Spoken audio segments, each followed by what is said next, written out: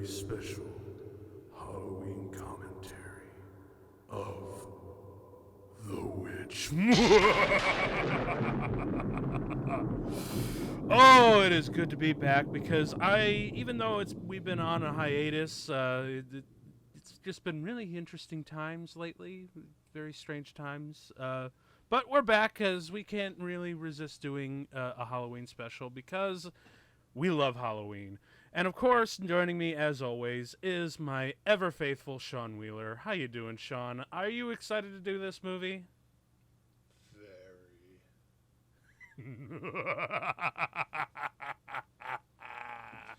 Yes.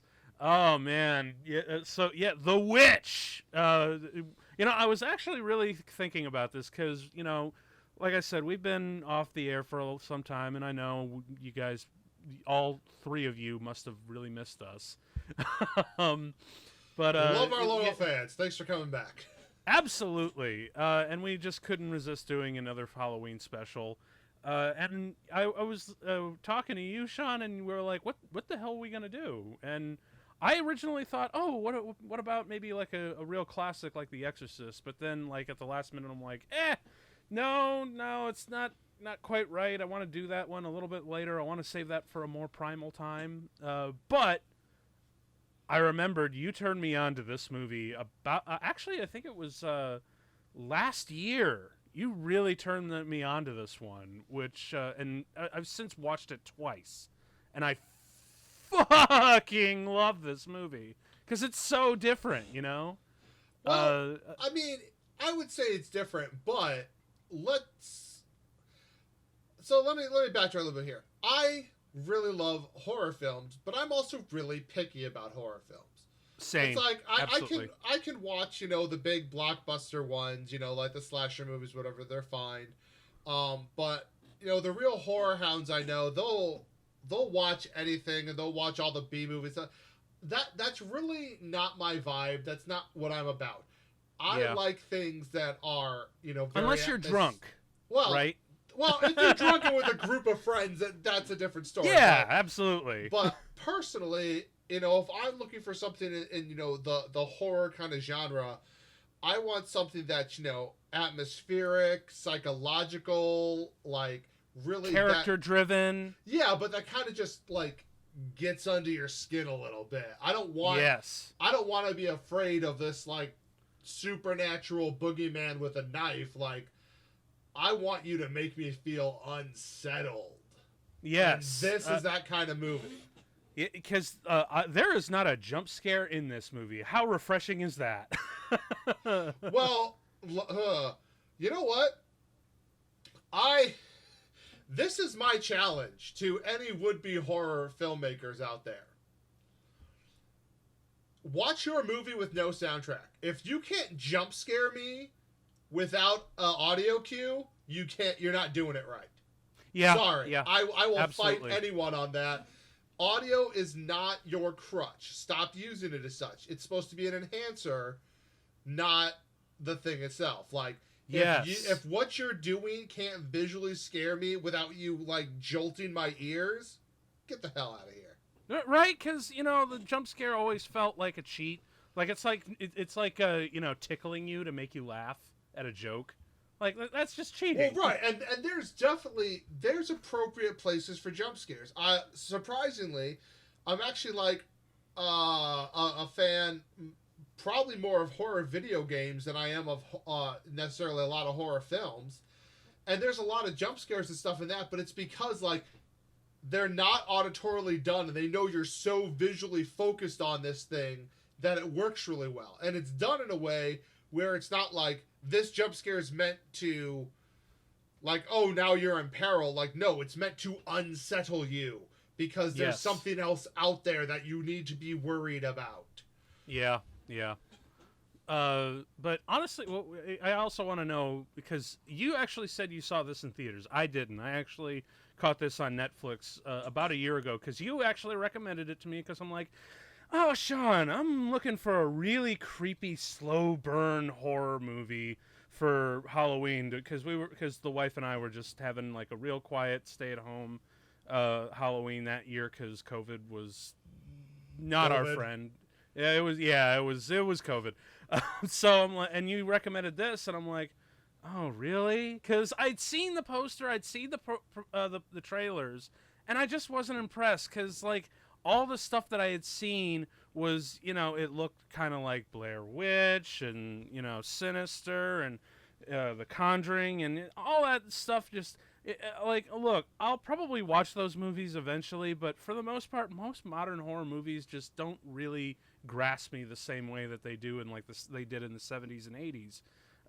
And a couple have, like, I really love The Babadook, and I really liked oh god, what was it? I kind of like Don't Breathe as like a B movie sort of thing, but really there hasn't been a lot of really good horror stuff. And then you put me onto this, and I'm like, and I was expecting, just like a very simple movie, but yeah, popping that movie in like 10 minutes in, holy shit, I was like, I'm in for something good. I watched it by myself, which was kind of a mistake because that was really unsettling at the end. And then I watched it with the wife on Halloween, and we had a blast. And she really loved it because she's actually into like the pagan lore and the history of witchcraft and whatnot. So she really loved it. For any first timers, if you're going to watch this movie, here's a recommendation if you haven't seen it. Start the movie at like sunset or twilight and don't have the lights on, so that as the movie progresses, it gets darker where you are. And if you really need, and if you live like if it's like a really rainy, overcast day out, even better. But if you really do like need to not trip over shit, don't turn on any lights, but just light 1 or 2 candles. It's gonna be a real trip, man. Because like I said, I remember the poster. It's not the one that I'm using on the cover of what you're listening to, like in the YouTube or the Spotify or Apple Podcasts or wherever you're listening to this. The artwork that I'm putting up on where the poster is, that's not the poster that I saw. That's the good poster, in my opinion. Because it looks like it looks like a play bill, Oh, but or like the inside of a cover of a book that this would be based on. Yes. Because all the posters and all the marketing, this movie was so poorly marketed, which is probably why I didn't go see it the first time. But see, in theaters, like you say it was poorly marketed, but I was turned on to it by a friend of mine who is a horror fanatic, but also while he's a fanatic, he has very good taste in what is good horror.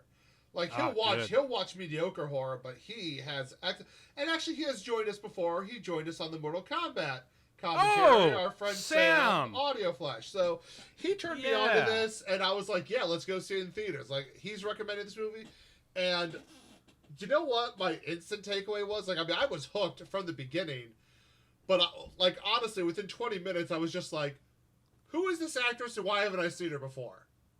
Right. Well, it turns out. Well, now she's really recognizable. Right. This is what started the career of Anya Taylor-Joy, and thank God, because amazing, fantastic breakout performance, and also Robert Eggers as the writer director of this, man.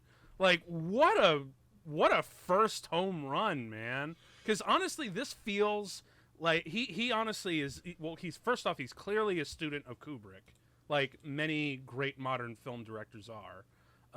But it's just so nuts that this is his first film, because this feels like it was made by another filmmaker who has been making movies for a long time and is at the top of his game. Well, right, and when you start looking into the nitty gritty details of this, and you realize, it's done in an older aspect ratio that's not as commonly used, but is I love that. But is more universal for how theaters and stages have been set up in the past. Yes, it's closer to that golden ratio. Right, or such little things as Oh no, for certain segments, the frames per second are sped up, but only by like 3 extra ones. So it's subtle enough that you're not really gonna catch it, but it's gonna add to that unease. It's gonna add to that like something's off.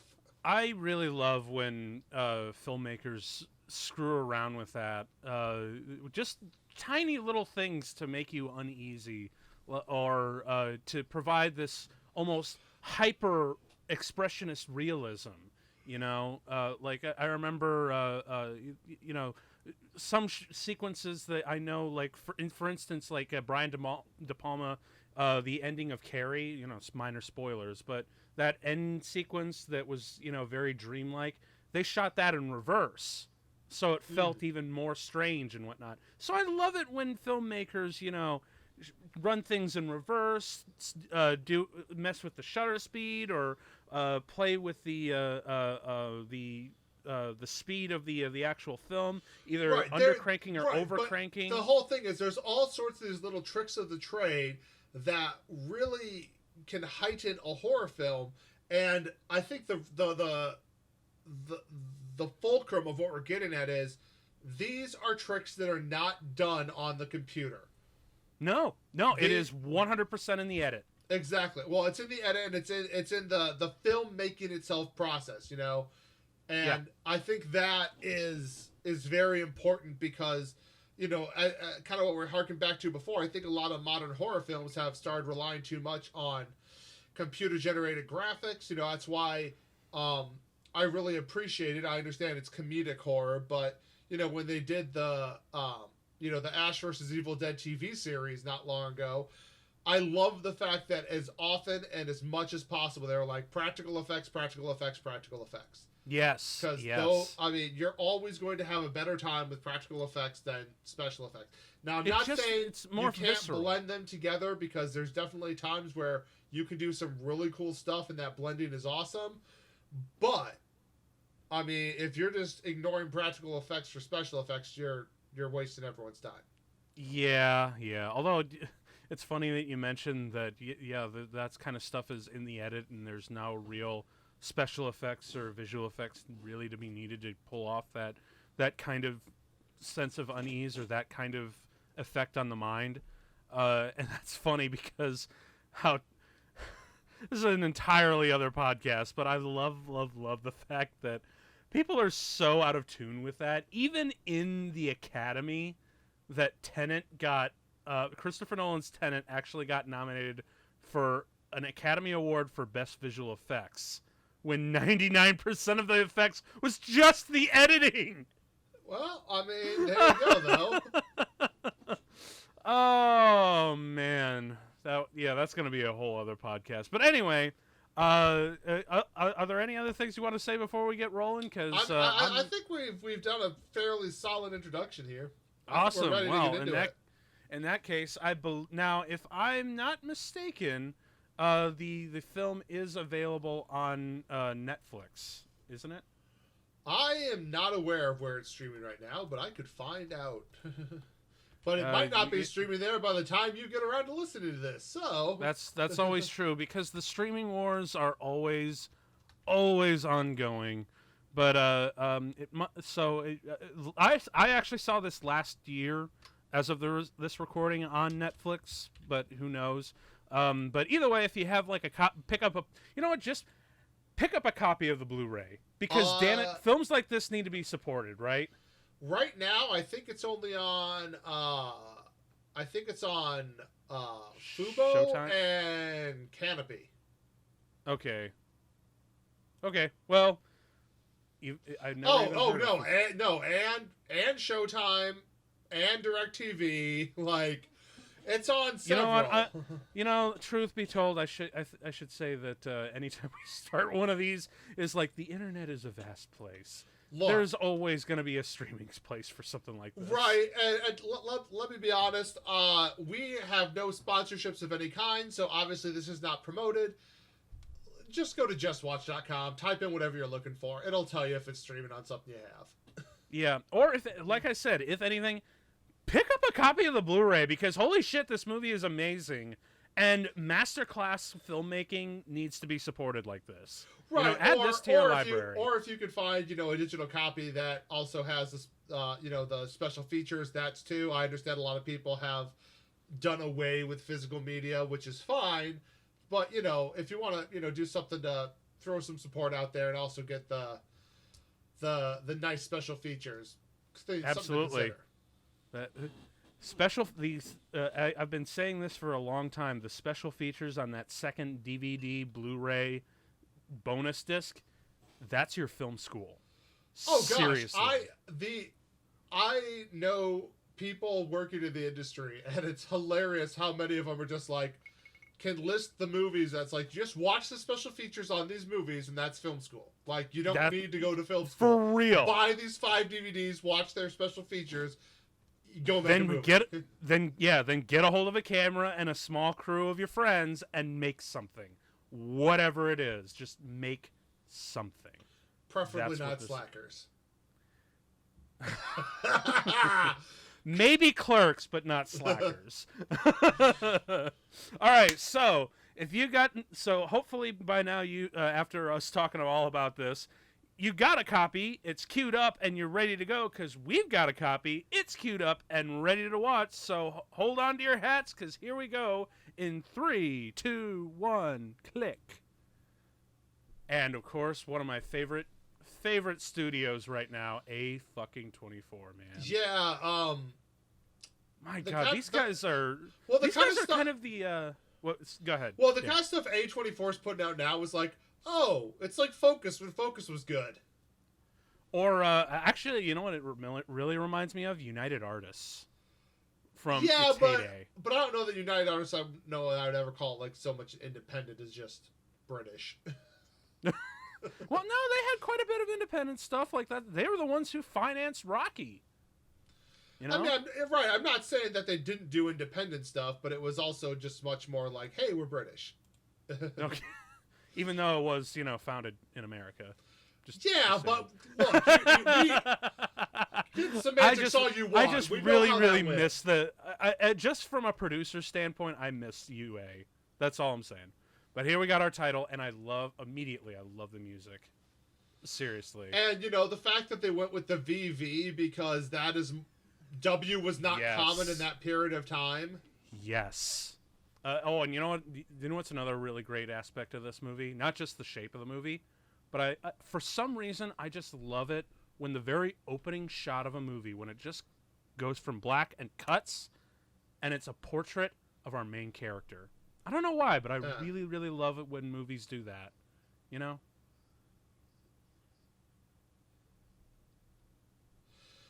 The Puritans. Right, but okay, I want you to think about this. This guy is such a Puritan. He's like, you Puritans aren't pure enough for my Puritanism. See, I think it was when I popped this in, the wife was like, ugh, Christians? Why? And not just any Christians, the Puritans, the worst ones. Well, and look, spoiler alert, if you're watching this flabbergasted. If you're watching this for the first time with us, I'm so sorry. You should have watched this before with our commentary. Yeah. But what I love is, even here from the very beginning, this is his hubris. This is his sin. It's his arrogance here. And they're even calling him out on it. Yeah. And that's kind of the whole point, is like, the one person, you know, the main protagonist who the opening shot was, you know, Thomason. As we just hear. She is constantly the one being accused of failing and witchcraft and all this stuff. She's actually doing nothing wrong, and it's every single other person around her who are the ones sinning, but trying to put all the blame for the wrongs on her. Wow, what a douche. But that's you know, the entire that's what you see this entire movie. It's every person has their own, you know, these faults. She's literally just trying to live well and as she should, and everyone else's sins are being thrown at her. And it's you get to watch those cracks in their character just grow and erode into giant chasms of which they fall into their own the abyss. music. The music. Oh my gosh. This is how you do good horror music. Wait. And just the build. And I also really love how it does this thing. Well, first off, this shot here, this looks like a painting. Yeah. You know, a lot of these shots really look a lot like painting. And that's just it. This film did as much as it could to use natural light, to not use artificial light in it, if at all possible. Yeah, which is a really smart idea. I think Robert Edgers was watching Barry Lyndon and being like, "Ooh, I can probably fucking do that." Right, but I mean, at the same time, if you think about it, if you're going to make a period piece, that's the genius. Like, make it look like the period. Yes, because when you have it lit by natural candlelight, it just adds so much to that atmosphere.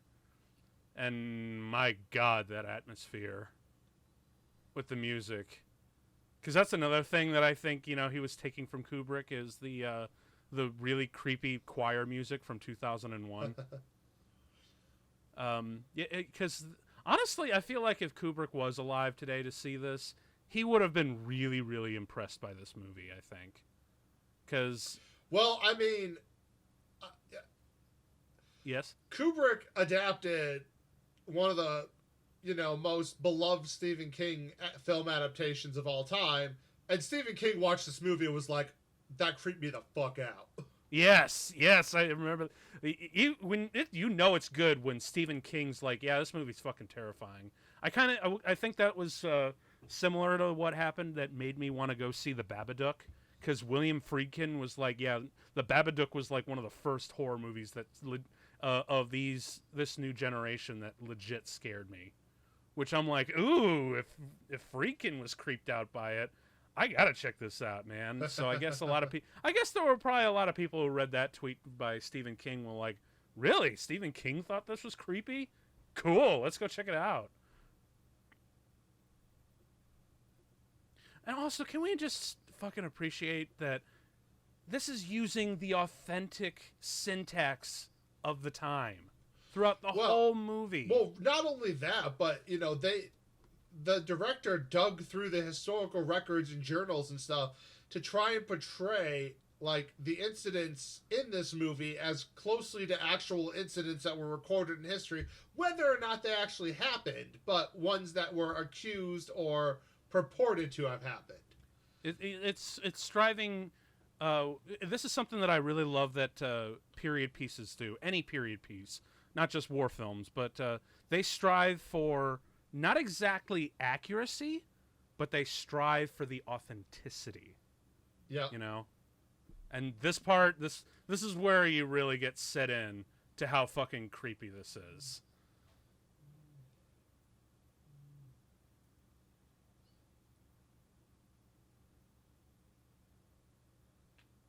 Oh, but like, look at the distance. Like, yeah, how? And you just have these two. But here's what's so interesting: there's two little Russells that are so far apart that they couldn't have been caused by the same thing. And it's like, wait, what? Yeah, that's super creepy, isn't it? But there and then, that should give you the cue of what kind of movie you're in for. And so something here that, if you're not familiar with the prejudices and things of the time, there was this belief that the fat from an unbaptized child, particularly a male, was mixed with herbs and other things to provide the flying ointment that witches use to be able to have their broomsticks or themselves fly.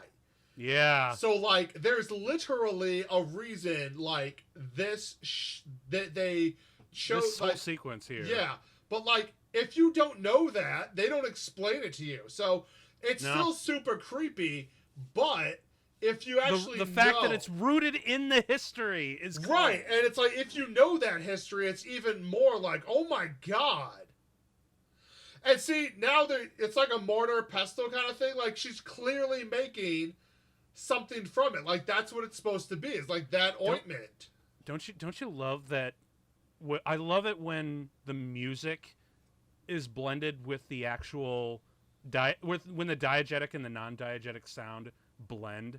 Because I honestly don't know if this tapping sound is coming from her churning the potion or if it's just part of the soundtrack. Right. I don't know, and that's super, super creepy, and I love it. And so you see her rubbing it on her stick, like. Yeah.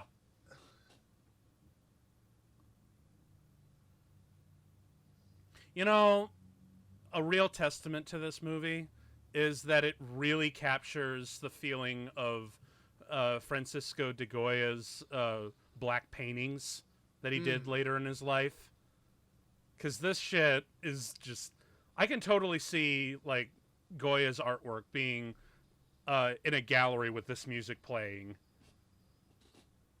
Also love that silhouette. It almost looks like an owl. Almost. Right.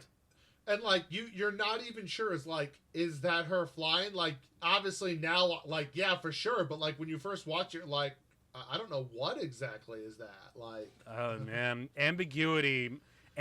Ambiguity in horror movies is really a lost art, isn't it? Yes. Because people forget that the ambiguity can be the horror. Yeah. Well, it's that whole adage of, like, you're not afraid of the dark. It's like you're not afraid of being alone in the dark. You're afraid you're not alone. It's that. Yes. It's the unknown that you're afraid of. Yes. Absolutely. And here, yet again, the demonstration. Oh yeah. Like, here's his sin. He is lustful. Like. Mm-hmm. Which, and, okay, I use sin loosely here by Puritanism definitions because yes, it's an adolescent boy. What the hell do you expect? Mm-hmm. Although, for me, that was a really, really creepy at first because I actually thought Thomason was part of the family, but it was later on through the dialogue like, oh no, wait, no, she's just like a girl that's with them. Like those two are not blood. Which I'm like, that was super creepy. Why was... well, at least that's what I thought it was in first. Are you like, sure? Because I never got the impression that she wasn't part of the family. I think they're entirely siblings. Think about it. You're a horny teenage male and you just don't have other options. I forgot. I'm not saying it's not creepy. I'm just saying. Like, yeah. I guess that is one more way to make this whole thing, this whole movie, super fucked up and cool. You know what also really strikes me?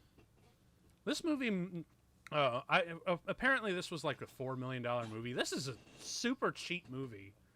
But how fucking cool is it that it's this effective? Well, not only that, I mean, super cheap movie shot in 25 days. You are on your game if you can knock out a movie in 25 days. Hell, yeah. I mean, if principal photography lasts that long, like pre-production and post-production probably would have been another 3 months altogether. So a movie like this made in like 6 months is mind-boggling. Yeah. God, as a matter of fact, I think Robert Edgars, because he was so into this kind of weird, early colonialistic, legends and fairy tales and whatnot, he actually had a whole bunch of other stuff that he wanted to pitch, but apparently it was like too weird, so he tried to get something more conventional to kind of get his foot in the door to make something, and this is the result. But can we talk about for a minute? Like what? Ralph Ineson's voice and how much perfect casting it is to have a man. Oh my God, with you're this absolutely voice. Right. Yes, because he has that like really, raspy Yorkshire quality to his voice, which sounds so convincing. And that's the other thing, because this movie is so simple. Can you imagine if someone... I really hope someone does for, like, a Halloween thing. But I'm really hoping that someone adapts this as a as a play, like a stage play. I mean, it could be done, but again, you have the really creepy strings going on here. Yes. Look at that musket. Right? That's a beautiful antique. Beautiful prop. Man, can we appreciate how hard it must have been to get the right kind of light? Because, like I said, they're using very natural lighting to photograph inside a cabin with light bleeding in through it, and right? You're still able to make out their face. That's super hard. Right, and I mean, and even, you know, they're using as much natural light as possible, but whatever other light they might be using, you can't notice it, like, at all. No.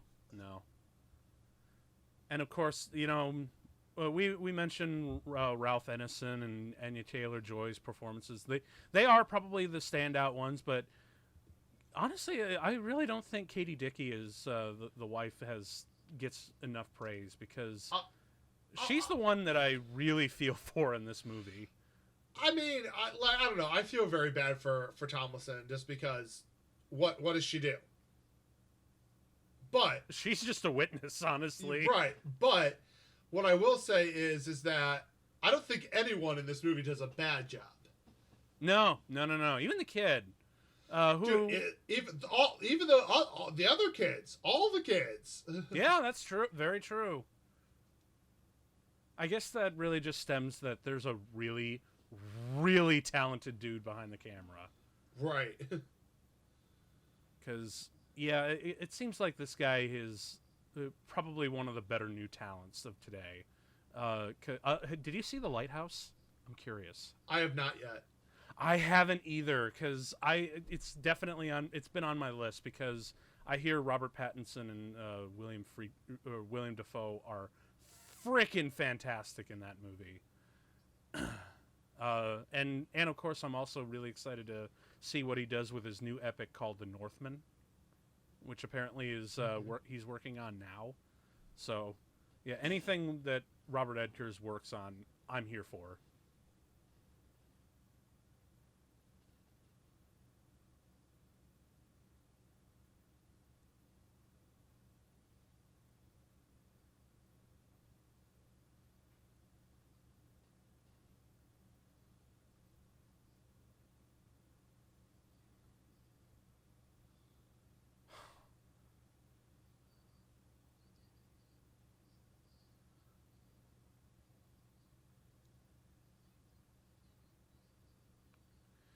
You know, this is another thing that this movie is really good at, providing empathy for these peoples that are so blinded by faith.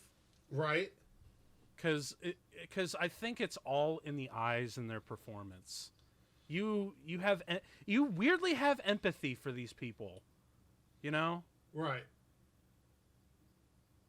But, well, man, and yes, I don't know. I also like the religious fervor here. I find very interesting because, you know, as somebody who has a decent depth of knowledge of, you know, Christian faith and the Bible and all this, I always kind of love the fact that these people are freaking out over, oh my gosh, like, I'm a sinner, will I go to hell? It's like, well, you know, a sinner who asks for forgiveness, as in the thief on the cross, is the only person Christ promised paradise to. Mm-hmm. So, you know, if you're a repentant sinner, I think you're all right. Like, yeah. Oh. Man, it's that kind of little shit that's so unsettling. Right. You never do that anymore, where it's because probably one of the most powerful things you can use in a horror movie aren't necessarily, you know, disturbing images or imagery, but something you can get that's even more powerful are the reactions to those things.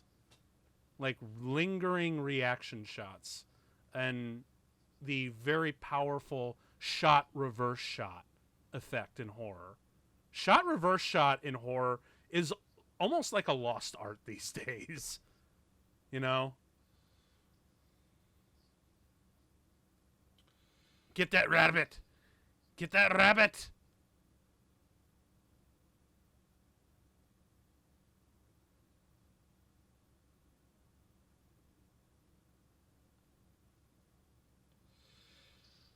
Ah! Oh! Didn't load it quite right. Well, possibly, but also again something that how this movie pays off. Um, Hares were thought to be agents of witches, and that witches could turn into hares during this time. Oh, so maybe it was like a little bit of a spell that both. Well, right, like was that the witch? Was it not? Like you don't know. Again, ambiguity once again. Yes. Although I really love how they photograph those hares.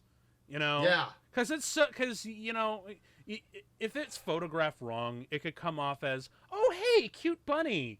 But when you have these, hyper, almost haggard fur on top, along with these very unwieldy, otherworldly, almost like a goat's eyes, with that effect, like that makes the rabbit so much creepier.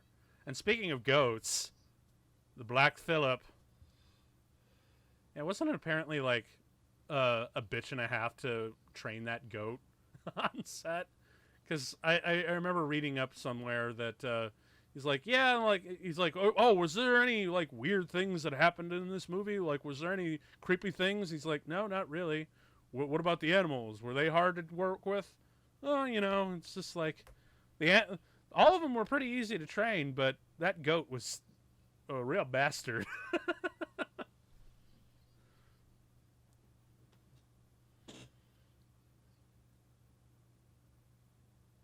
That is one big pile of shit.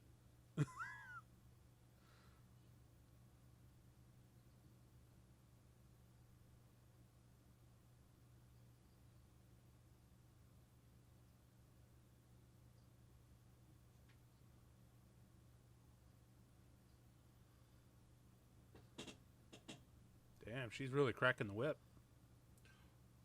Yeah, and again, like, you're the mom. I understand you're in mourning, but like, you can't expect your daughter to deal with your kids. Yeah.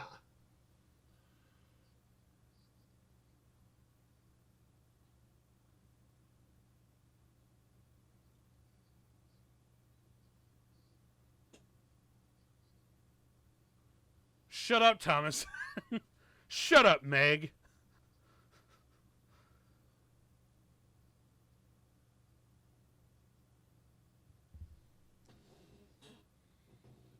Man, I'm telling you, with this kind of syntax and the fact that it's so simple and takes place mostly in one location, this really could easily be a play, a stage production.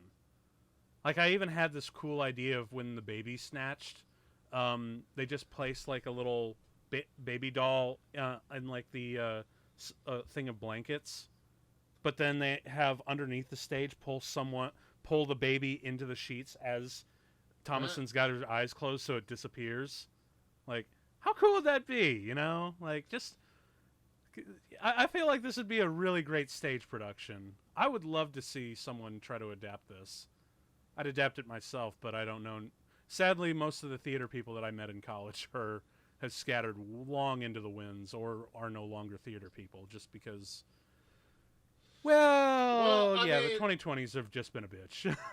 Yeah, I mean, I had some friends who went to New York and like did not as actors, but like did work on Broadway for a while. But that's a lot of them end up finding something else to do.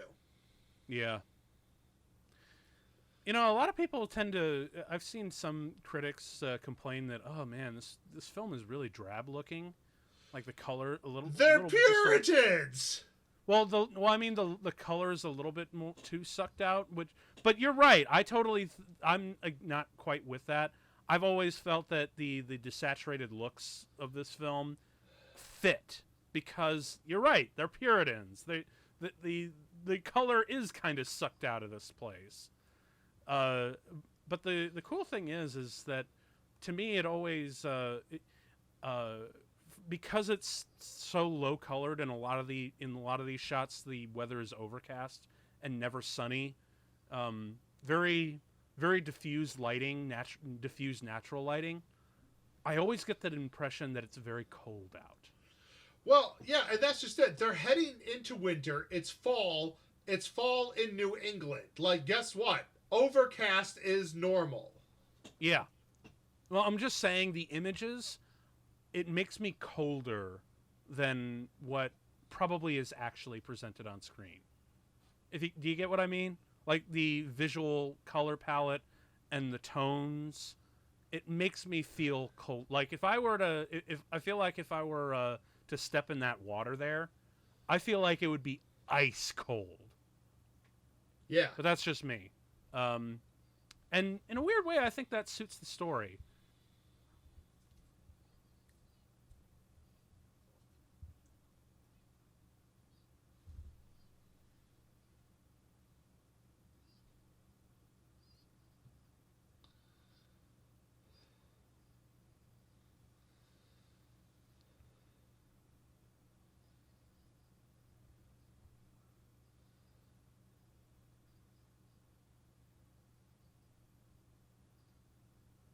I do like how Thomason handles this bit here.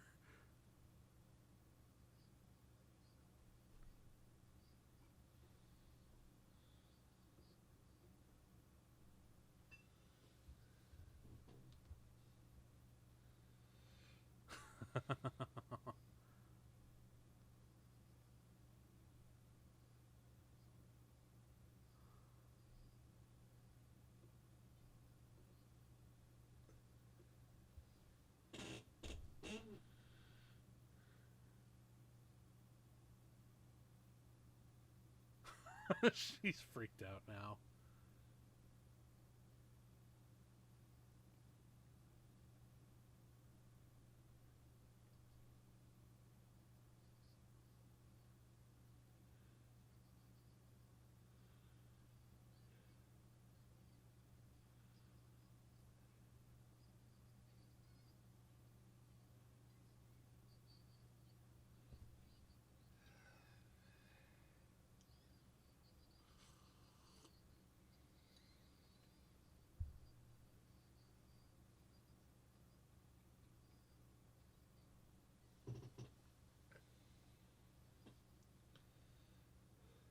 Well, that shut her up.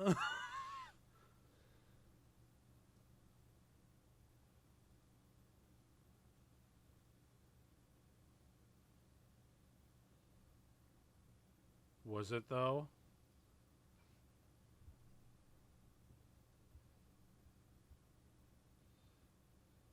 You know, that's something that I always thought was interesting, is that, you know, this movie really does suggest that maybe there is some all logical explanation, and that these people are just, you know, don't have any understanding of what the same kind of understanding that we do nowadays.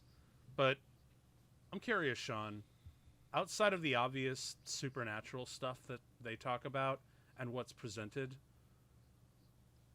is there an element of actual supernatural stuff going on? Or is a lot of it in just these characters' minds? I mean, therein lies the question. As I said, they take this story from recorded stuff in the in the historic record, like through journals, through things that were written down during that time about purported witchcraft. Mm-hmm. So, you know, who's to say whether this was supernatural, whether it was superstition? You know, it could be both. It could be, you know, simply one or the other. But, you know, I think that's because truth be told, yeah. Sorry, I'm just. I think that's what makes the whole thing interesting. However, I think this goes back to my point, though. Whether or not you want to believe in superstition or something else, obviously there has to be a level of superstition because of what happens to the boy, I would say. Yes. But like, you know, so not superstition, but a level of the fantastical of wickedness, whatever going on. But at the end of the day, the real point is that the people who are falling, who are succumbing to the evil, are succumbing to it from their own sins, their own wickedness. That is what's leading them into their destruction.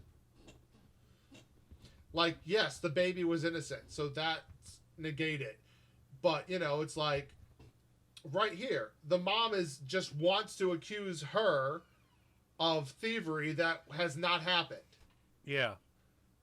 And but why is she getting accused of this? Oh, because, you know, the other people are lying.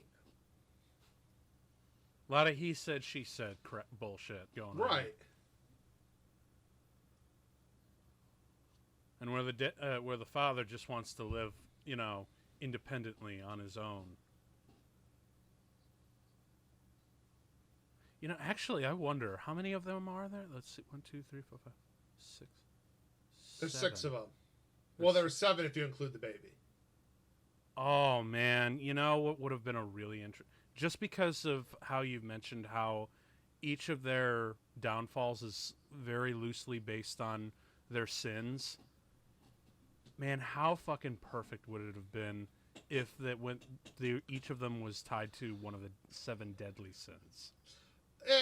I think yeah, that could have been cool, but it would also be a lot more difficult with the Puritanism time frame. And yeah, it would have been difficult to interweave into it. And why add to that? It's really not necessary because, again, the historical record is so rich to provide what we get here. Very true. Very true. I mean, think about this. You're living in this time without, you know, there's no electricity. There's no internet. Like, there's no wide awareness of this stuff. Of course superstition's going to go on. Of course there's going to be... Yeah, see, again, the hair, possibly a witch, like... But, man, seriously, the way they photograph the hair is right, and so it's like, crucial. then you end up with, like, the cursed cattle, like... Mm-hmm. Mm-hmm. And but how again, the Black Phillip is... Right, but with all of this, it works if you're a layman, but it is so much more layered and nuanced if you're not. Yeah, if you're familiar with this stuff, it's so much more interesting. That's probably why the wife really dug this movie. Because again, she is into the kind of history and the lore, and of course, just because, let's be honest, that climax to us most millennials, that's like, well, shit, that just looks like a good time on a Friday night.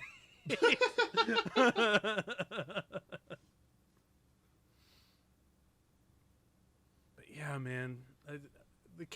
I really want to know how he did some of these natural lit candle scenes, and you know, still made it legible because, well, we all remember the catastrophe of the Battle of Winterfell last year, or no, 2 years ago. Yeah. Well, I think a lot of it comes down to, you know, you have to know your lenses and play with them and all that kind of stuff. Mm-hmm. And of course, you know, using a little extra tricks like bouncing the light and things like that to help flesh out just a little bit more.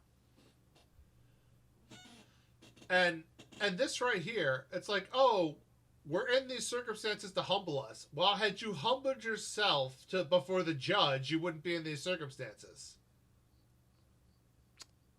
Welp.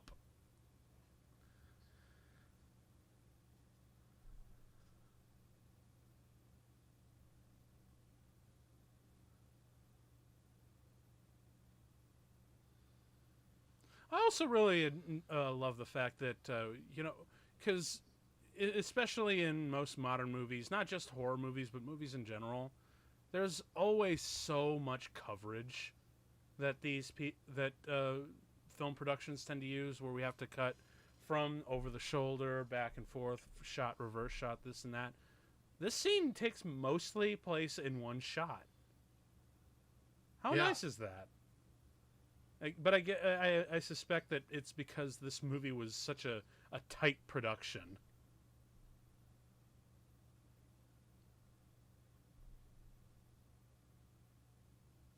still, I think Robert Eggers was an absolute genius to start off like this, because, you know, if you have like ambition and you have some really interesting or really weird ideas that might not take a footing, I'm amazed that he was able to make not just a conventional film, but also a more personal one. But it has such a level of craft that you're like, we are going to keep an eye on you for the rest of your career.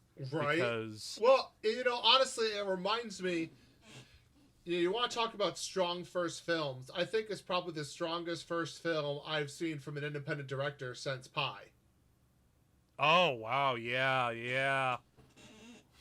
Oh man, you know, I still haven't actually sat down and watched that one. I need to. I really do. I'm trying to think of some of the other really strong opening ones that. Oh man, I can't really think of any like breakout directorial debuts that really grabbed me. But I don't know. I'm probably just blanking because again, this movie is just so gorgeous to look at.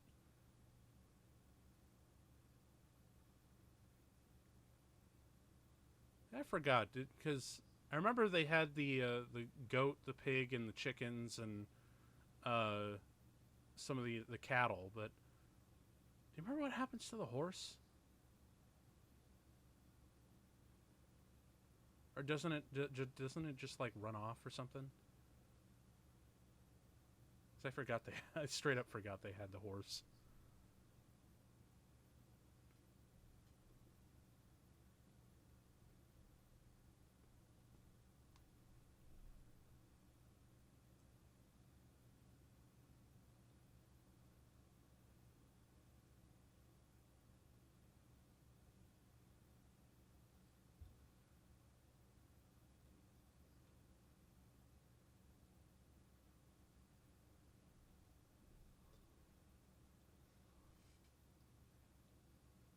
Oh man, those strings! I tell you what. And I love the fact that it's like they always associate it with going out into the woods. Yes, yes.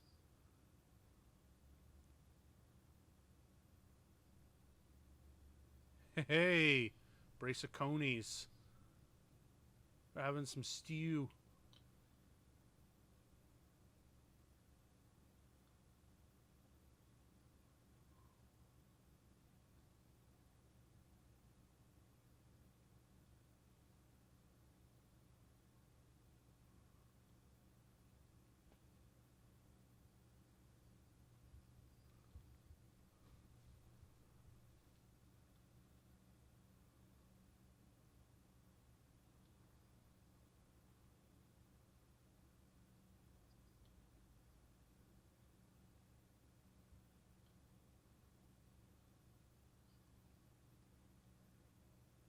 Oh man, I wonder if they mat the fur of the that rabbit, because again, there's just something weird the way they photograph that thing.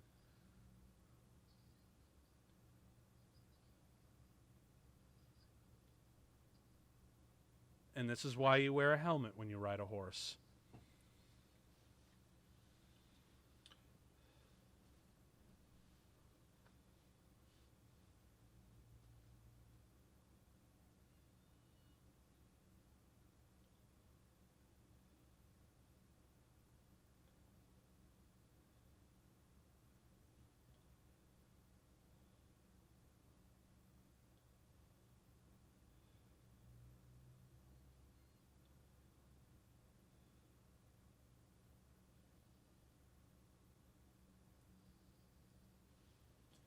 Never learned that trick.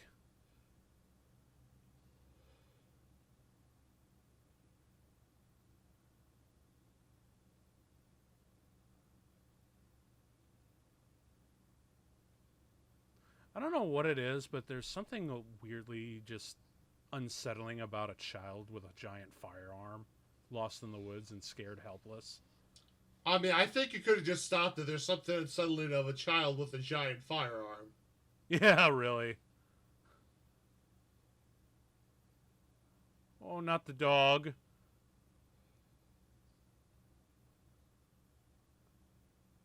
And that's the moment where John Wick was born. I wish.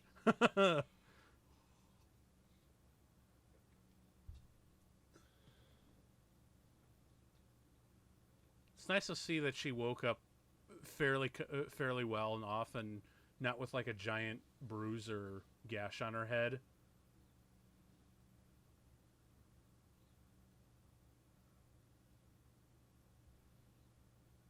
Yeah, but like, see, this is the problem. It's like, okay, he's lost. They've lost the horse. They were trying to. None of this would have happened had the mom not been being like so wicked. Yeah. We need to send her away. I'm so mad. Like just full of blame and all this stuff, and it's like it was out of fear of what she was gonna do. But they don't want to recognize any of that. They just want to put all the blame on, her on Thomason because she's the one that's gonna come back. Yep. That's really the driving character study in this, is that everyone has at the beginning of the movie just a tiny little character crack. And as the movie progresses, we get to just see that crack. But again, I don't really see that, I mean, Thomason's only character crack is that she's trying to be helpful. And that, you could argue except for Thomason, but because she's ridiculed and pushed around and drove to the edge, she ironically becomes exactly what the family feared she would. By the end of the movie. But it's because of what they do. Yes. It's a lot like Carrie in that respect. Yeah. Yeah. But yeah, I always saw that for the rest of the characters, it was all about seeing that they all had their own little character cracks, and throughout the progress of the movie, slowly have those cracks widen and rip open, and they're consumed into the abyss of their own making. This is creepy. Yes, but like if I had come back and explained that situation after like having hit my head, like exactly what had happened, and what the impetus was behind it, as in we heard the mom, all this stuff. Like my mom, like any good parent would not have doubled down on being an asshole, but the mom does. Mm-hmm. Yeah. This is so cool. This is definitely another beat taken from Kubrick that I can see. It's very similar to the scene in the Overlook Hotel where Jack finds the lady in the bathroom, enticed by a really sexy lady. Then a kiss forms and it turns into like this ugly old haggard witch thing.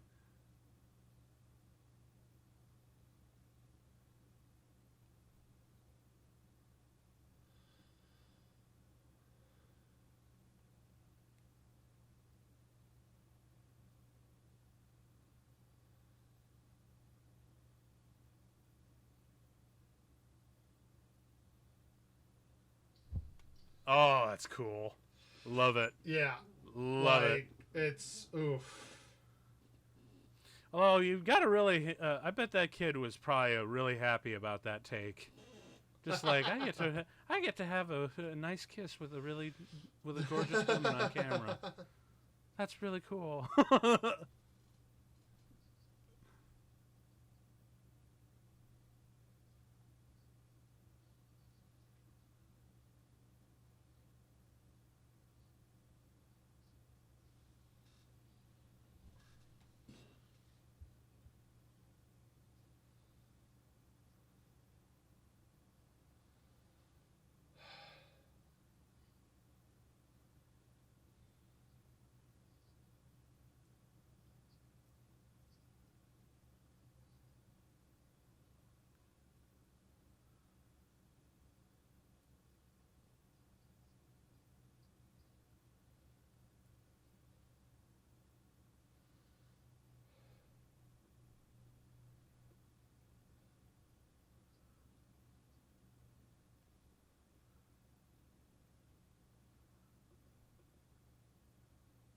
I also really love the blocking of this scene here. It just hit me that they literally have her pushed into a corner. Yep. Although I kind of wish that they spaced it out so it's the entire family in the back, just those two shots back and forth, so that it's so you can really feel like it's the entire family against Thomason.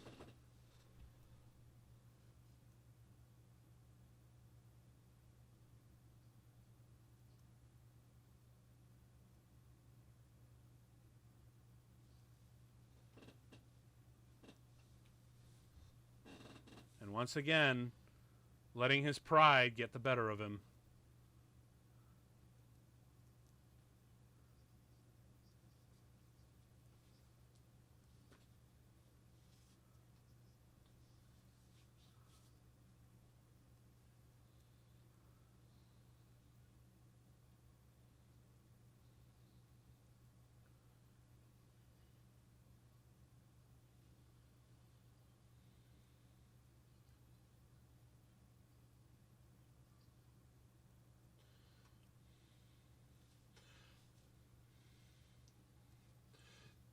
Oh, and again, the annoying Puritanism. It's like, oh my gosh, someone did something wrong, so it's all. That's why we're suffering. Like, stop blaming and do something already. Right?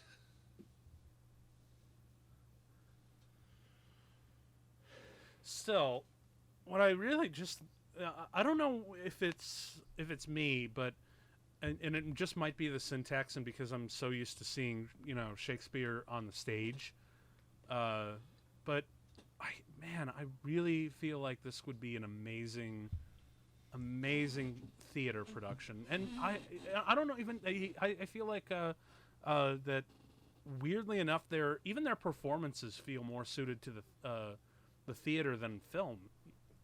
And that's not a criticism at all, but by any stretch of the imagination. It's just that in order for a lot of the dialogue to become believable, you do have to play it up a little bit, so you really understand the tone. Right, you know? and that's sometimes the difficulty of period dialogue.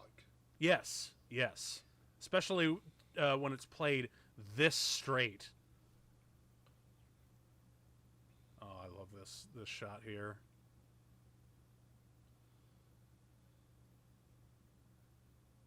Because any cinematographer will tell you that one of the hardest things to really get visually right is rain.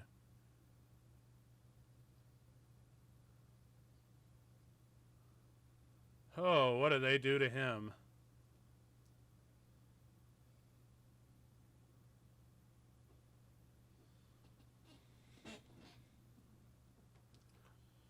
And you know what I really love? Even though I've seen this movie like twice already, I still have no idea what the hell those witches did to him. And that just fucking terrifies me. Yep.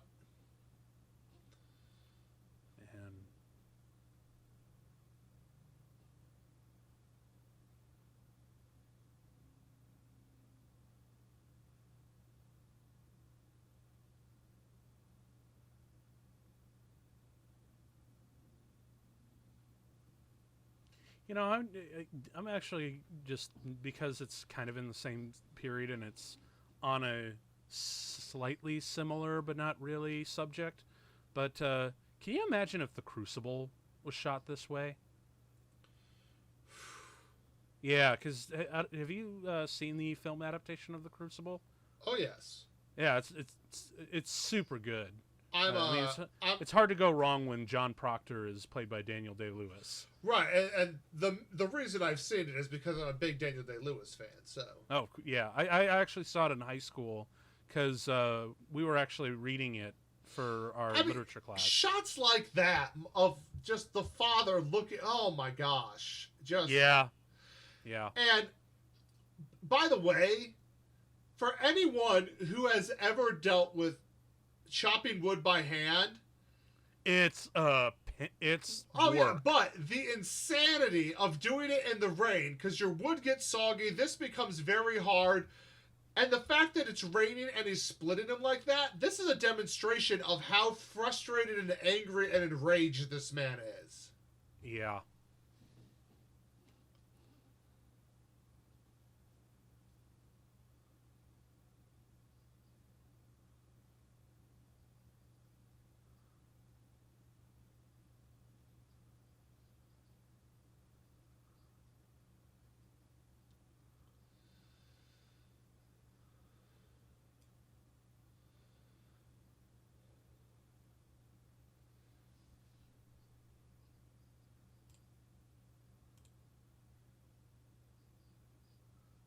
Well, not yet.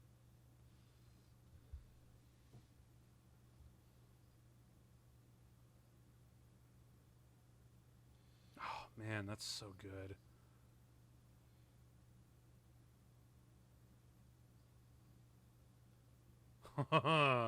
Again, That you is just don't creepy. know. Yeah, it's so creepy.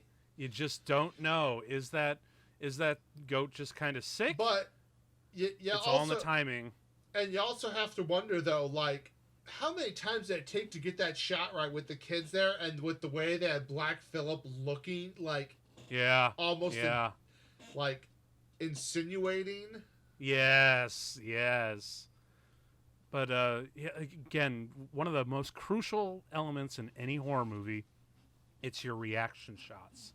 It's not the shot of the blood dripping or the scary entity lurking in the shadows. It's the character's reactions that you want to linger on.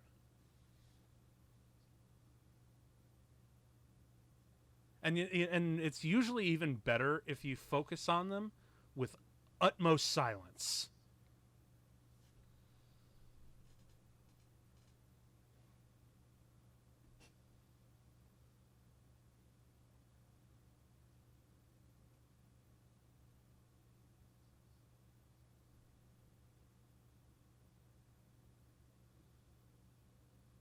Just casually sell off one of the kids.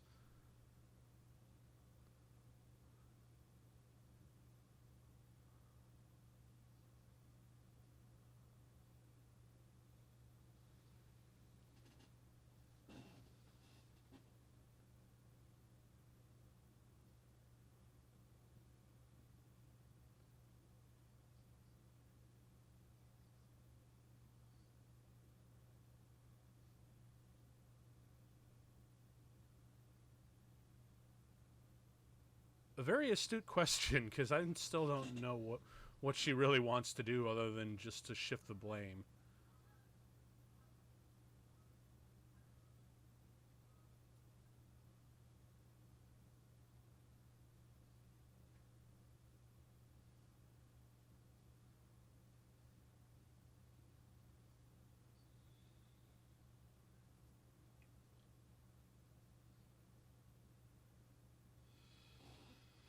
Yeah, so, Yes? something that should be mentioned because this is often glossed over in American history. Yes. It's not really that the Puritans were trying to so much leave England for a new land. It's that the English were like GTFO. Yeah. Yeah. Like the English did not want the Puritans because they were that annoyed. And when you're so when you are so like uptight that the English are like get out, wow. I guess in a weird way, you could kind of see, women like this. They were the ancestors of the Karen.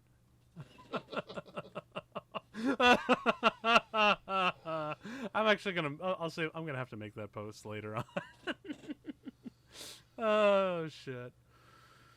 But what's the other thing a lot of people don't really talk about? The production design of this movie. It's it really blows my mind how quickly you could build this kind of a thing, and keep the utmost sense of authenticity. Because you could easily build something like this for less than this would probably the whole production design probably would have cost maybe $750,000 at the very most, which that's not bad at all for a film like this. No. Although I do remember hearing that the costume designer wanted a little bit more leeway, but I still think they got away with something truly special.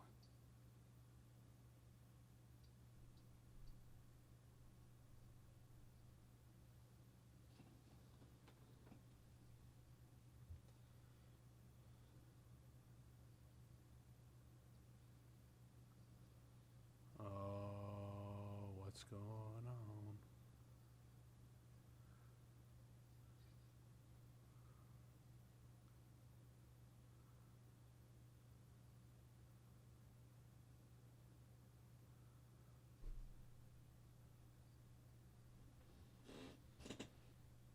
and this is where we need a straight up exorcism.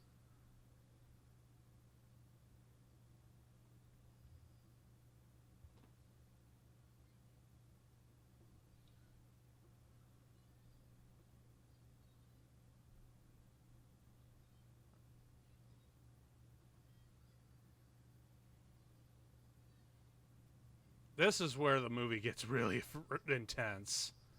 It's been a really slow burn so far, but this is where it finally like launches because it's got like a really, everyone always says, oh, this movie's got like a really slow, kind of boring first act, but the second and third act, my god. Well, that's just it. I mean, like, here we are, 2/3 of the way of the movie, and at this point, it just flies. It just goes.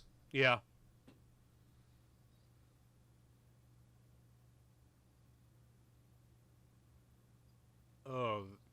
Oh.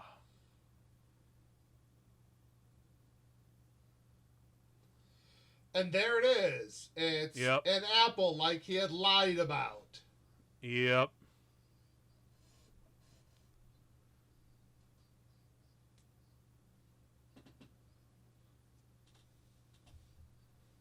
You know what really blows my mind? The kid playing Caleb. His name's Harvey Scrimshaw. This isn't his first movie. He's been in a couple of shorts, but honestly, from this I think this is like his second or third film. But my god, this sequence where you're like, "Wow, kid, you're going places."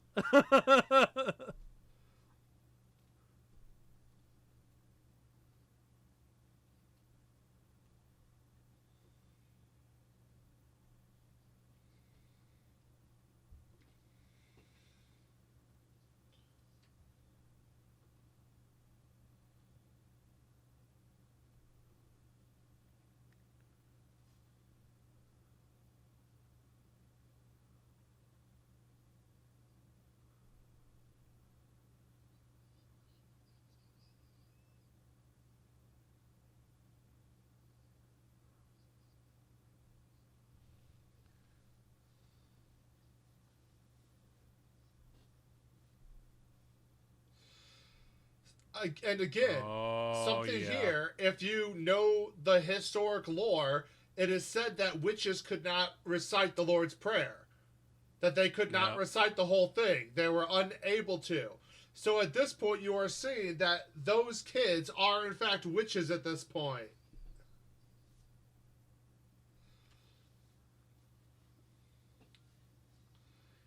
And it's really not so much based in the logic of what's going on, because you really don't know whether it's in these people's minds or if there's something truly evil driving this scene.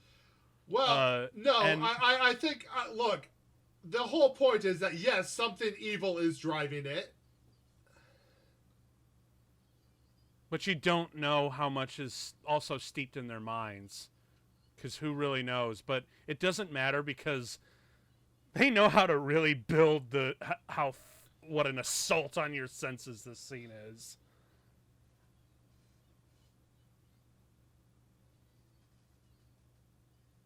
As a matter of fact, I can kind of see a little bit of Friedkin inspired in this scene.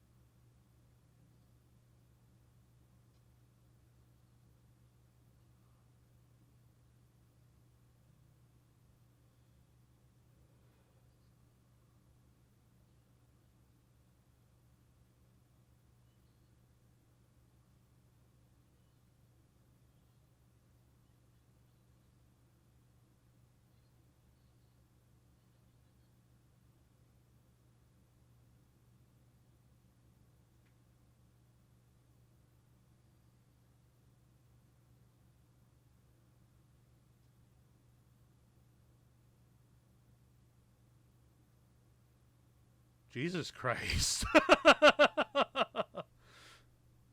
I'm even looking at your face, and you're just like, holy shit.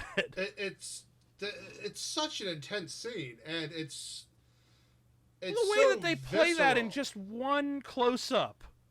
All in one close-up. It's, honestly, if this was made in, like, the 90s, or, like, hell, if this was made even in the 70s, I guarantee you that kid would have gotten an Oscar nomination. Just for that one shot.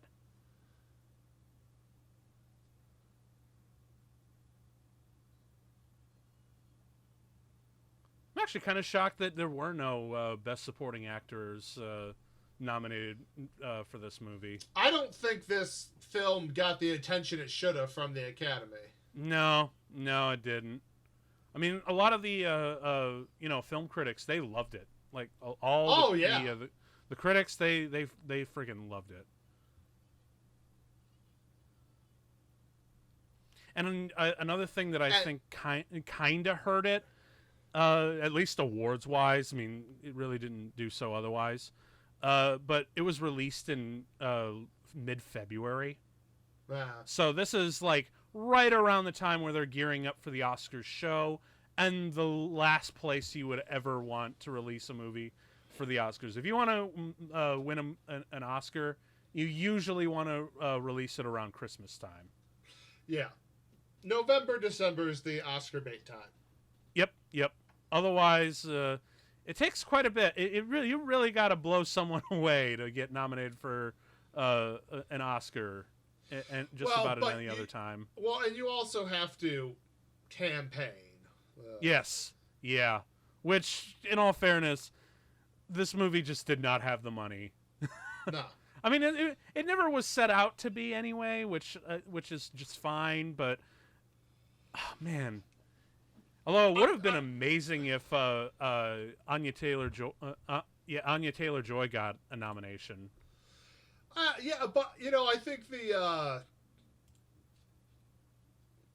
Yes. Here we are 6 years later, and this movie fully holds up. Yeah. Oh, 100%. Seriously, there's other movies that that were like really fun the first time when you saw it in theaters, and then a few years pass, and it's just like, eh. But no, I actually suspect this one is going to be a horror classic in the decades to come. Especially for lovers of the slow burn. Because that's the really sad thing. And, I think that's another reason why I was initially turned off by it, because especially around 2015 when this came out, just in the middle of the 2010s, horror was just like so not my alley, because it just, well, like most of them just were, it was always like the Paranormal Activities, the Saws, the Purge, and they're just like, none of them are really grabbing me at all. And so I always had this weird stigma against new horror movies, and especially one that was just kind of generic, especially with the poster that they put out on all the kiosks when I was going to the movies. Because again, it wasn't the one that I'm using on this commentary track. It's the one where she's silhouetted against the forest in the dark, and it's really boring and whatnot. But I was always expecting that movie to be like, another one of those, oh, dude, bro, let's get it kind of scary with this movie. And it's so not that. As a matter of fact, I really wonder how many dude bros went into this thinking, hey, we're going to get a really cool scary movie, oh, The Witch. And so I really want to know just how many people just waiting for a scare-to-scare moment movie just kind of walk out halfway like, what the hell is this? You have a point. However, this scene, I'm just enamored with it because it's like, once again, she's the one person. It's like, I will tell it like it is, but how dare a woman call shit out in Puritanism? Mm-hmm. It's just like, yeah, she has done everything she can. Like, she's not the guilty party here, but she's being No. accused like she is. And then she points out how the other people are the guilty parties, and how dare she point out that somebody else did something wrong. When they themselves have been doing nothing but just that. And also, I really love how ambiguous the smaller children are. Because I really can't tell if they're actually bewitched or if they're just asshole kids. Because kids can kind of be the worst, especially at that age.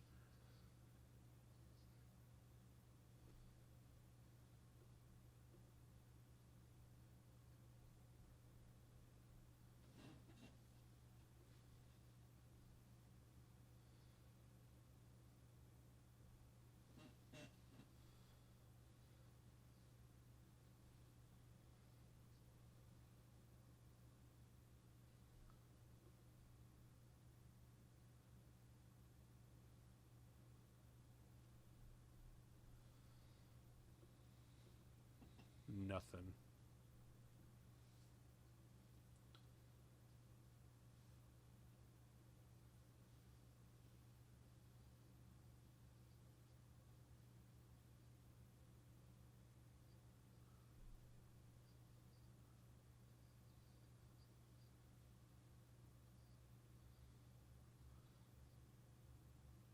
I don't think he was damned. I think he got onto Christ's lap like right at the very last second.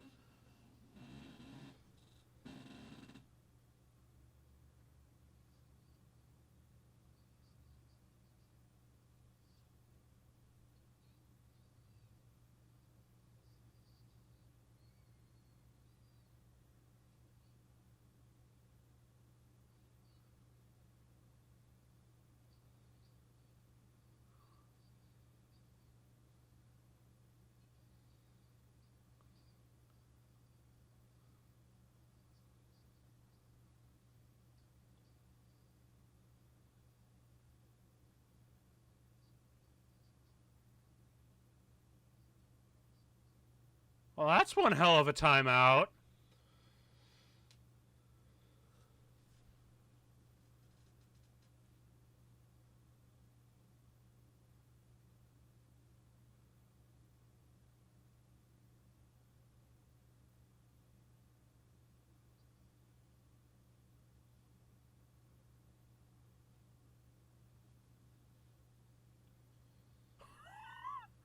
I don't think anyone knows if they're a witch or not.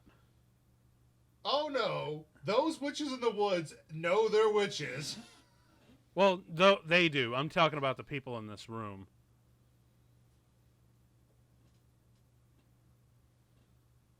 Because, man, once again, ambiguity is the horror. Oh, God. Even the wide... I really love the wide shots in this movie, too. I mean, they picked such a great location because the height of the trees there versus their, like, it does feel ominous. Yes.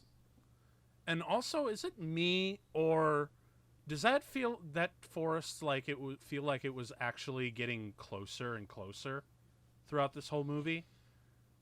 Because if you noticed, like, when the baby was there, it was a fair distance, as you pointed out. Like, it was a fair distance between the baby and the forest. But now it feels like it's getting closer and closer. And who knows, maybe that's just like they're using a telephoto lens to compress the image. Or maybe it's actually starting to thematically grow closer and closer to them and trying to consume them.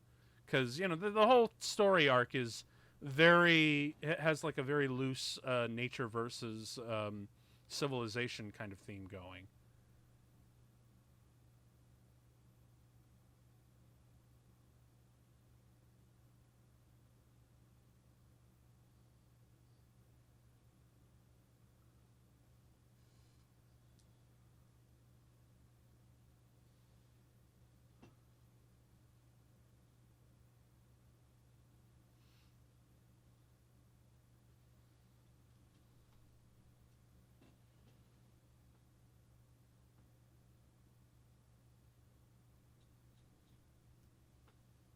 You don't say.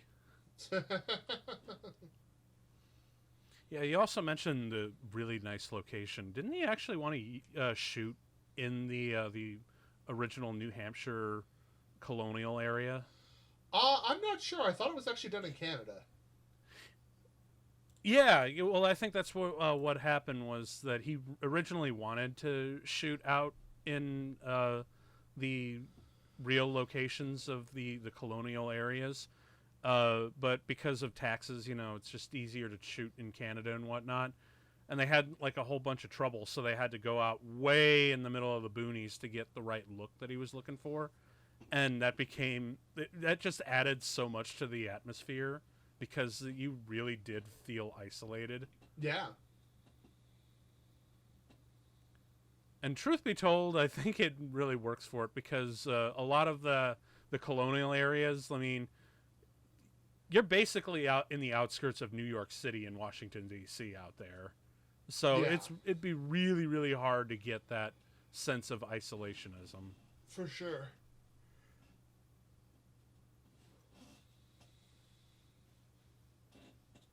Oh, the minimalist sound design.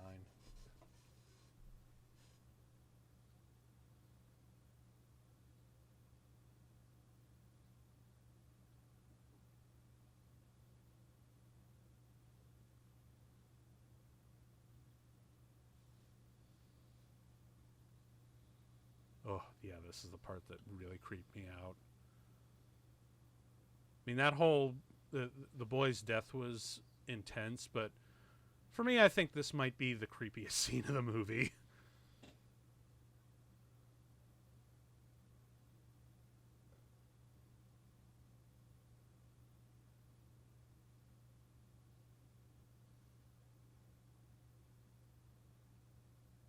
Oh yeah, oh yeah, I forgot about the silver cup. That's still there.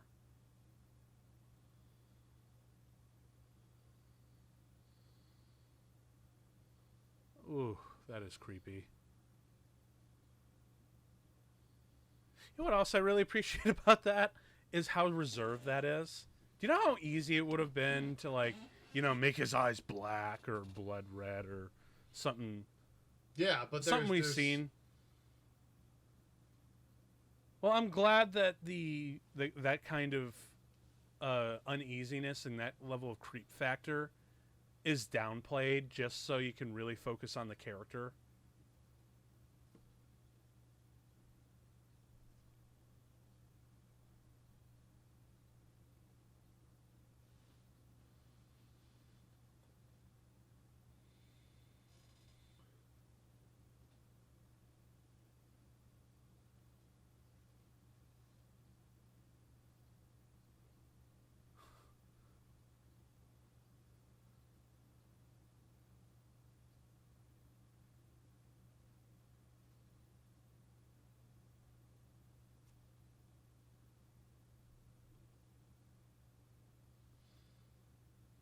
Oh, Oh yeah, I missed this. I think previously.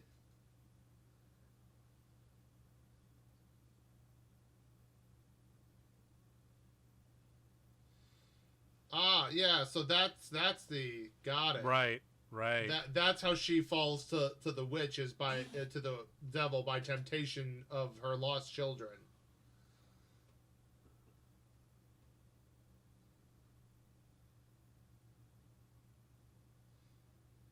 Oof.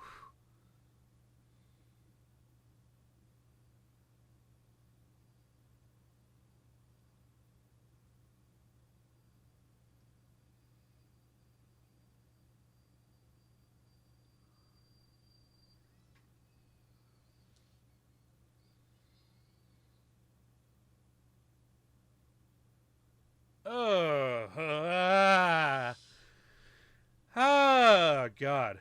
Yep. Another thing from the history journals is would say that witches would breastfeed crows. So there you are. Oh, God. That actually just might be the most disturbing shot in this whole movie, at least for me. Yeah, it's really unsettling. You're not wrong. Yeah. Well, I'm actually curious. What's the scariest part in this movie for you, though? Because I know you've seen this like 4 times, and I'd only seen it like twice. I I don't know about scariest, but I think the most visually arresting is when the son dies. Yeah, yeah, yeah. Especially because of, again, I love how reserved this movie is, and it's all played in just one shot because you don't want to overplay the editing or overplay the score. The performance itself is just so riveting and so intense that one shot and let that performance play is all you need. Oh yeah, and right here, I love that it never cuts away. And it's just him looking at the barn and whatever lays out about in the yard, but it never cuts away. Again, reaction shots. Characters' reactions to the horror is so much more compelling than the horror itself.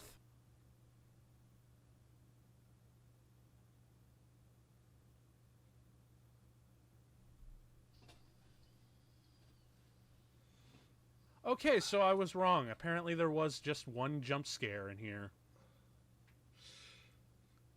But you know what? I'll give it a pass because this movie is so well crafted. I think there's two. You could say with the way they did the sound design when the witch's hand comes up with the boy. I could say there's two. Yeah. Well, either way, that's probably that was probably the only legit jump scare in the movie, so I stand corrected. But I'll give it a pass because you know what? It works. There are times to use it.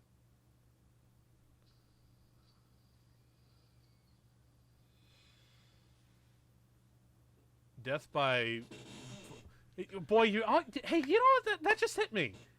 All that firewood that he chopped literally collapsed onto himself. Yep. Wow, this movie's good. Her brother and sister gone, taken by the witch. And God knows what happened to them.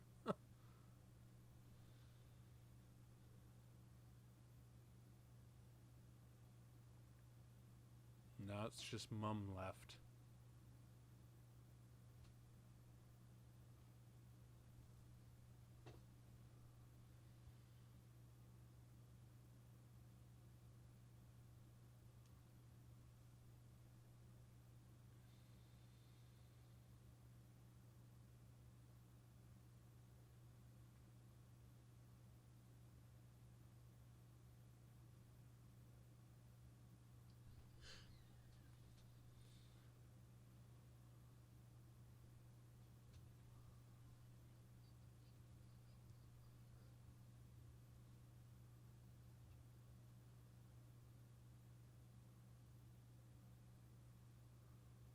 Oh, she's lost it.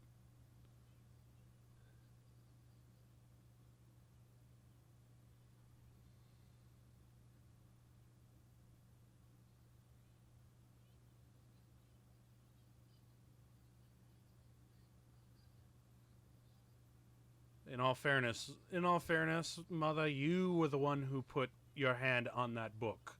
Mm-hmm.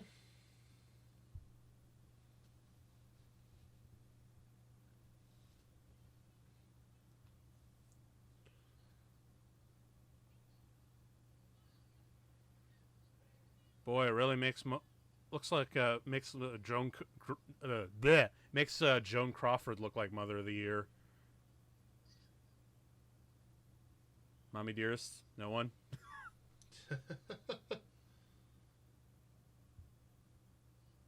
Oh, this is I really loved this moment with Katie Dickey. The vocals that she made are just so unsettling. Yeah.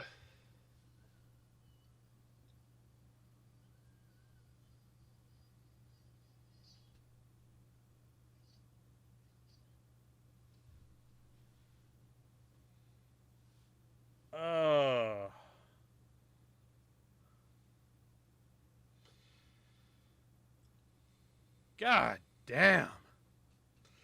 Yeah, well, when you're struggling for your life, it's kill or be killed, but still, Jesus.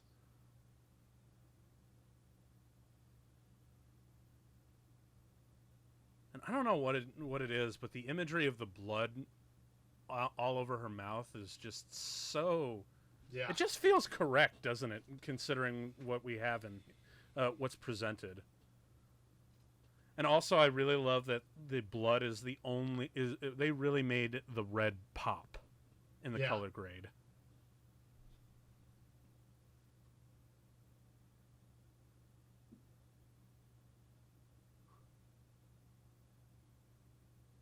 Oh Christ! What do you do now after all that?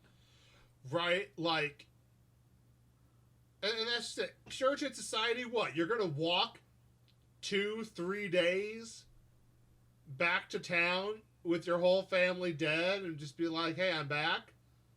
Like, yeah, with the... they'd be like, you're a witch regardless. Yep.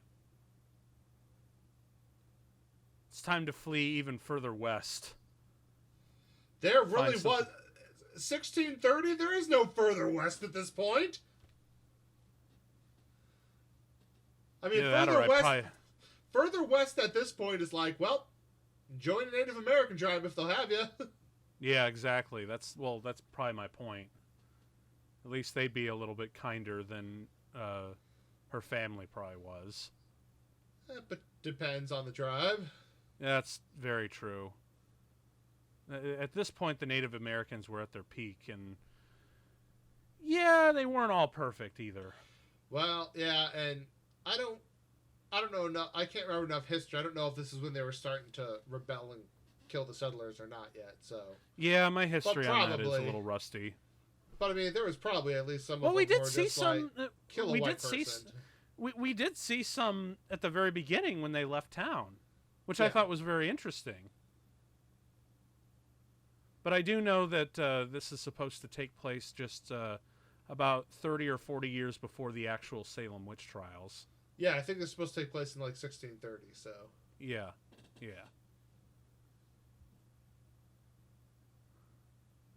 You know, if this wasn't 1630, I can see her just like warming up a hot bath at that point. Just like, no, I'm done. But I do love how they shoot this epilogue, because this is actually kind of similar in the way that I ended one of my horror movies in college, where a character just is so exhausted, he just sleeps, there's a little cut to black, and then it wakes back up for the finale. And yeah, boy, what a finale we got coming. Yep.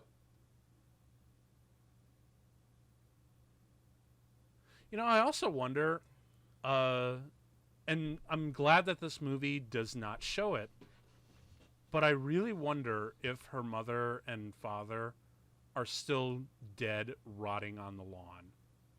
Oh, yeah. Or if they've just been, or if they disappeared and vanished into the woods somewhere. I don't know, but I find that really, really unsettling that we don't know if they're still just there.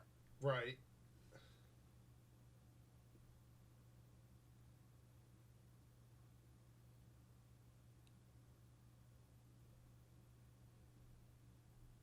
Once again, I really love how it uses the use of the portrait. And they don't really cut away a lot. Because that's another thing that, you know, I've seen a lot of films do is, or at least in movies like this, is it's just they won't cut away, so that way they're just winding the tension for tension's sake.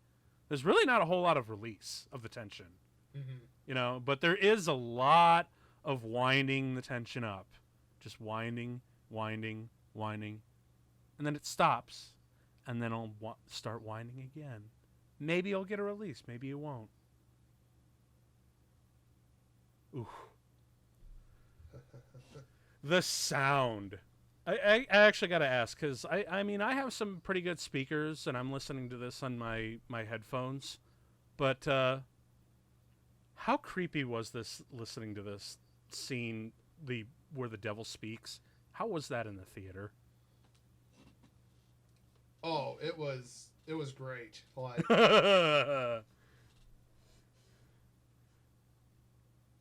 So apparently, back in 1630, the devil had a very, very popular ASMR career, right? Oh, this shot! This is so cool. Where it goes from first step is a goat leg, the next is a man. Right. That's so cool. I'm really loving that these really great directors know that you can get such a powerful movement effect even when it's out of focus.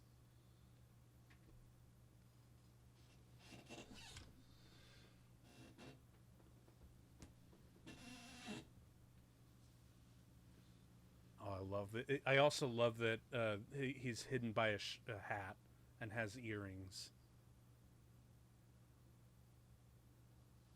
And you also notice his lips don't move. Yep. Oh, that's super creepy. It's great. And, you know, again, like the reference to butter, the Catholic Church called butter like this massive sin at the time, like, or the cause of like massive sin at the time. So again, now it's just breakfast. Right, but it's like period accurate, calling stuff out. And then, right here, another detail. If you don't know, you wouldn't know. They're chanting Enochian, which is but it's an occult language that some claim is an angelic language, but regardless, it's an occult language. And they are chanting funerary rites. So to bring about death and destruction? Something of that. But, it's so creepy. Still, I think, as the wife pointed out, yeah, to us millennials these days, this just looks like a really lit Friday night to us.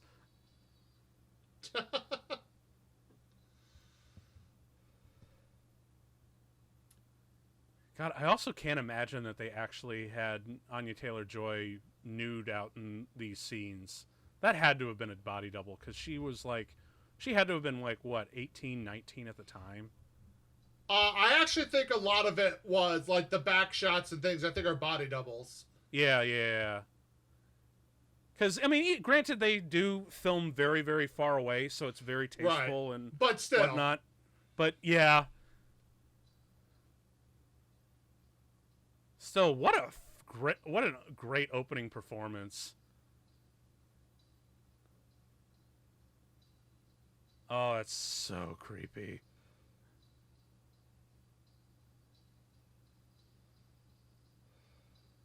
And then the wide.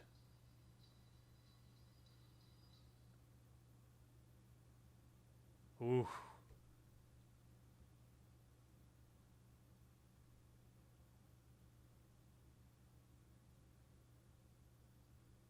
Amazing.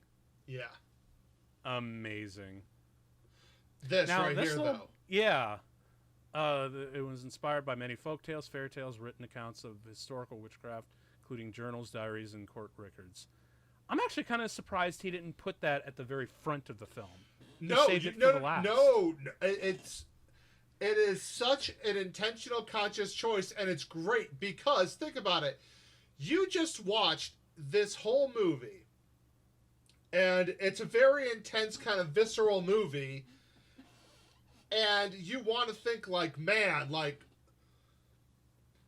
what a great horror film, what a great work of fiction, and then it's just like,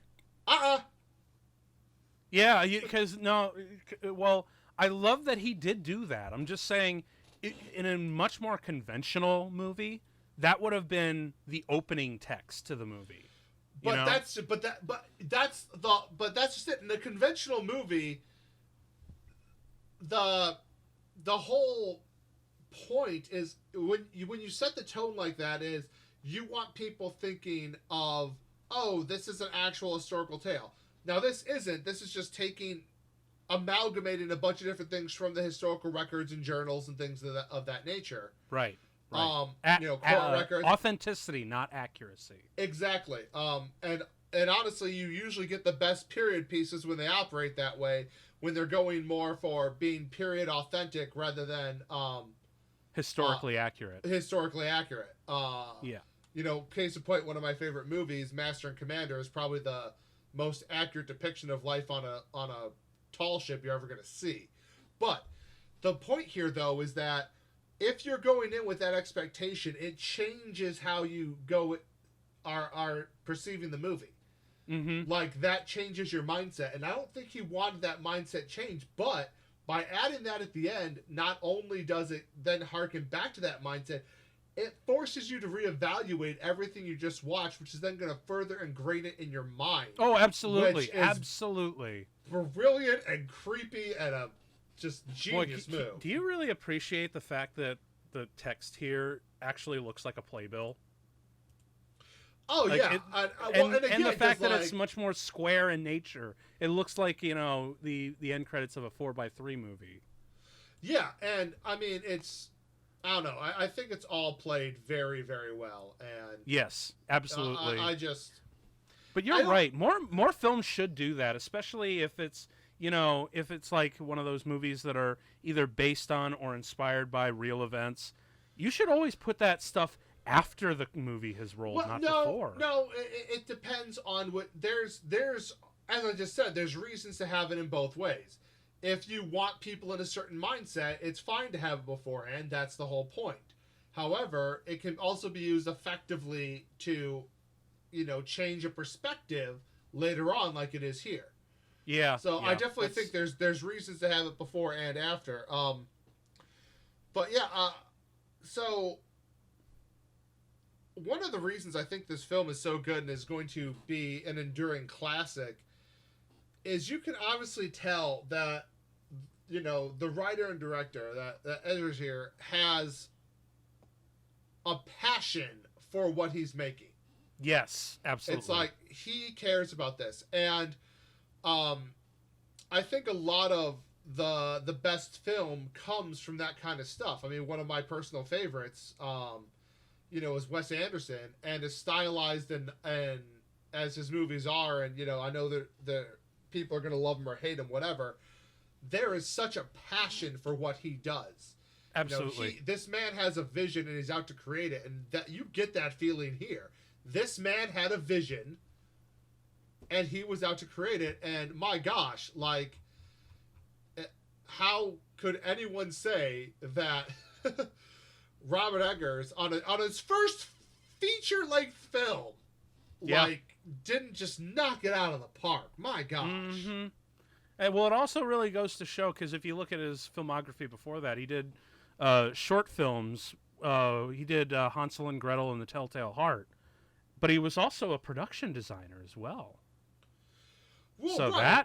that really bleeds through. So, and I'm sure that's what really gave the atmosphere of not just this film, but also The Lighthouse, because both you and I have seen clips of it. We haven't actually sat down and watched it. That actually might have to be a thing we'll have to sit down and watch together one of these days, either on this show or I'm not doing a cold commentary. That's just rude. Oh no, not a cold commentary. I've done a cold commentary only once, and it was last year in Halloween, and it was for Cats 2019. Not a horror film, simply horrific. A horror. Yeah, and again, the only cold one I did with The Room, because I'd never seen it. I did it with people who loved it, so that because we wanted to capture actual real reactions of someone's first experience with The Room, which is fair. But like, you don't want both people going in cold. Like, there's films to do that for and films not to. And I don't think this man's films are one of those. But yeah, I'm very excited for anything he does, and also anything at this point. It's clear from the way she's picked her projects that anything, you know, Anya Taylor-Joy is doing. Oh, absolutely! I am so looking forward to her in Last Night in Soho with Edgar Wright. Like, that's going to be awesome. But it's just like this movie put two people into the artistic sphere who are definitely people to watch. And, you know, kind of circling back, how I said this is probably the strongest, you know, independent opener of a director I've seen since Pi. And it's the time. And by that, Yeah. I mean, one of the lamentations I have being a fan of film is that so often new directors come out with something very interesting and they just end up getting folded into working for the studios. Yeah. Yeah. And I let me give you a good example of that. Well, I was going to say Taika Waititi. He did Boy, and then What We Do in the Shadows, and then What We Do in the Shadows became super commercial. And then when he did Thor Ragnarok, he was just like worked into Star Wars and all this other stuff. But to a certain extent, I will disagree because at least he's still doing his own work. As in, he did. That is Jojo true. Rabbit. I love Jojo Rabbit. But one of the people I'm thinking of specifically is Colin Trevorrow. Oh, because, yeah. My gosh, yeah. Safety Not Guaranteed was a brilliant little movie. Yeah. And then he's gone on to do, Jurassic World, and he did a treatment for Star Wars. And... Yeah, and it's kind of like I think he might be going back to doing some of his own stuff, but who knows? Yeah. Hey, you know what? Sometimes you just need to, take a step back and go back into that. Because you remember what Jon Favreau did after he did Iron Man and Jungle Book? He just I just want to kick back and make a movie about food. And we got Chef, and that was a wonderful movie. Which is fine, but I guess what I was trying to circle around to, I really like directors who are going to stick to their artistic principles, because I want nothing more. As much as I don't think I'm going to get it, there to be enough directors doing their own shtick again to have a new American school. Yeah. But unfortunately, we just keep getting. It's just not commercial. Yeah, well, and but that's just it. It's like, eschew the commercial, and to that point, when you have directors who are doing very interesting stuff go commercial, it often doesn't end well. Case in point, Warcraft. Oh, oof. Right, but oof. when you watch his other films, it's just like, man, you're actually a really good filmmaker. Oh yeah. And it's just like, oh, Cassidy, just make your movies. Don't. And I get it. The man loved Warcraft, so he wanted to do it, and that's cool. But that also kind of makes you wonder. It's like, okay, he actually loved Warcraft and campaigned to get this movie. So how much were his hands tied by the studio? Was he actually able to make the movie he wanted?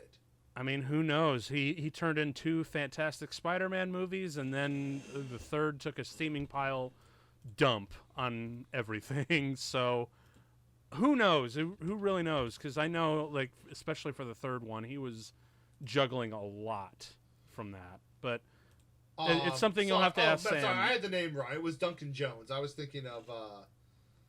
yeah, but I was talking about... Yeah, who are you talking about? I was talking about Duncan Sam Jones. Raimi. Oh, no, I was talking about Duncan Jones. My bad. I said Warcraft. That's right. That's right. He directed Warcraft. Sam Raimi just produced it. He had done Moon, which was amazing. Yeah. And, okay. And then afterwards, he did Mute, which is very stylized, but I thought was quite well done, particularly coming off of, a disappointing film, to be able to make a movie like that.